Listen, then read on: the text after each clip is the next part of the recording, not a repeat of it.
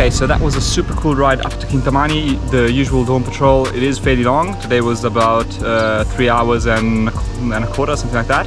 Now I'm just gonna get changed really quick, and then I will talk to you about something that I deeply care about. Let's go.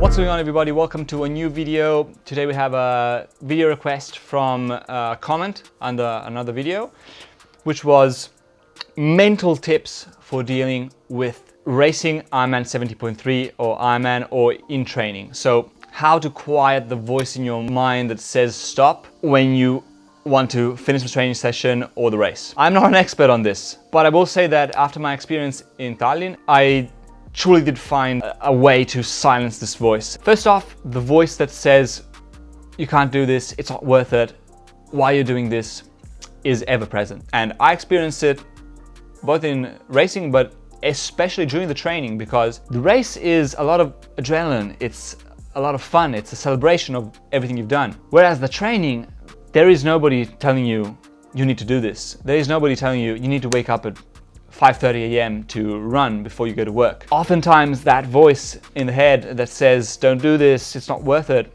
pops up, especially in those situations where maybe you are finishing the build for the race. You are very fatigued because progressively building, if the build is done right, both for 70.3 and for full distance, the last month is like brutal. It's really fatiguing. And that's when that voice pops up.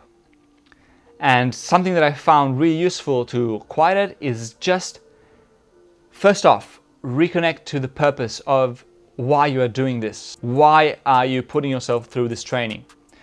And the second thing is decision fatigue. Limit decision fatigue to the max. So if you have a run in the morning, lay out everything the night before. So you just need to get up, you're kind of like half awake, put on your shoes, out the door. Or if you have a swim, especially with swims, because I find it difficult not being a strong swimmer and not really enjoying swimming so much, I would already prepare my bag for the morning after. So I would just wake up and shoot out the door on my bike to the pool. And I would be in the pool before I could think, I don't want to do the swim. And every single time I did that, I was always super happy that I'd done it. A very different argument on how to battle this negative voice in our mind needs to be said for race day, because race day is a mixture of nerves, preparation, training, fitness. It all comes together, and it can be very stressful if things don't go as planned. It is not an easy way, because basically it has to do with a lot more deeper stuff, in my case especially, and that is to actually reconnect with the purpose for why you are doing this, the purpose for you being on that race course that day. For me personally, it's personal growth. So the first 70.3 I did was to propose to my girlfriend and ask her to marry me. So that was like a really super deep purpose, and it basically silenced that voice for the whole day. I never ever had a problem with it. I never had a doubt in my mind that I would finish the race.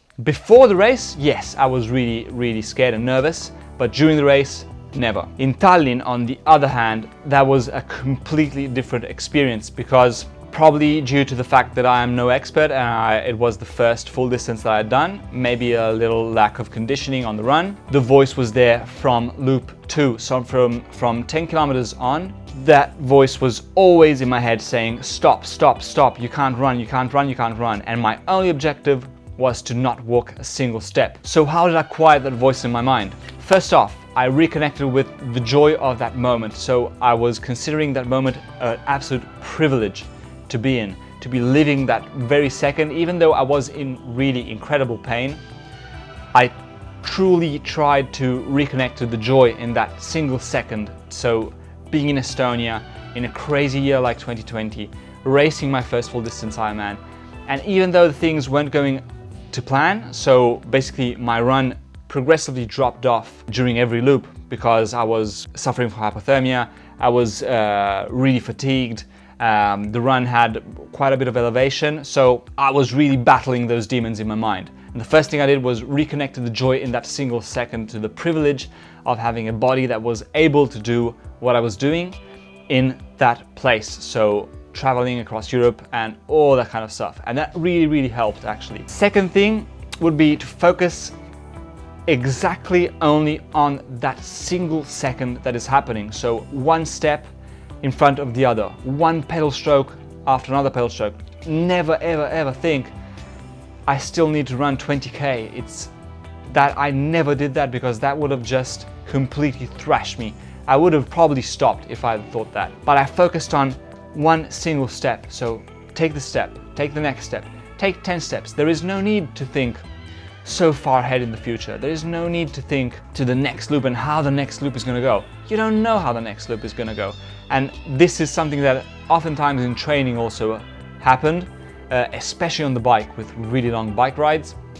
I would, after like 4 hours and a half, 5 hours, I still get this. Like yesterday I went on a huge bike ride with some really crazy climbs, and I still get that voice saying, stop, you need to stop, you need to stop. And the most powerful thing I can do is just focus on that single second. So my breath, the pedal stroke, and very simple stuff that will lead me forward. Taking one step forward is better than taking 0 steps forwards, because it leads us closer to the finish line or to the end of the training session. Another strategy I used was, and this is something that a friend of mine told me, that he thinks about the marathon as one aid station after the other. So he only thinks about getting to the next aid station, and then he worries about getting to the aid station after that. And I think this ties into kind of the same thing. So focusing on the single moment, because you can't control 1 hour from now. Who knows what could happen? But what you can control is that very simple act of moving forward in the moment. And that can really help to quiet that voice saying, you need to stop, you can't do this.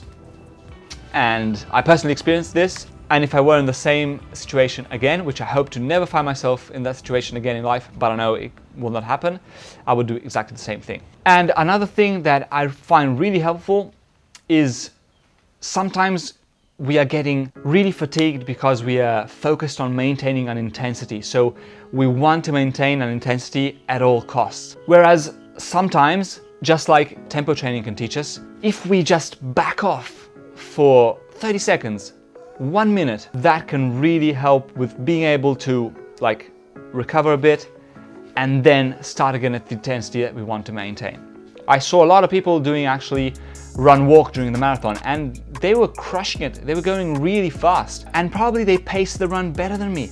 So in the end, even walking the aid stations, they had a better performance, or at least a better experience during the day than me. One last thing that I would say is very, very useful to me if things aren't going to plan on race day is to think about how much training I have done and how much time I have invested into this and how strong I am, how strong I have become thanks to the training, how much I have grown in both fitness, mental fortitude, and as a person thanks to all the training. And on race day, even if things aren't going to plan, it's a great way to display all of these things that I've gone through.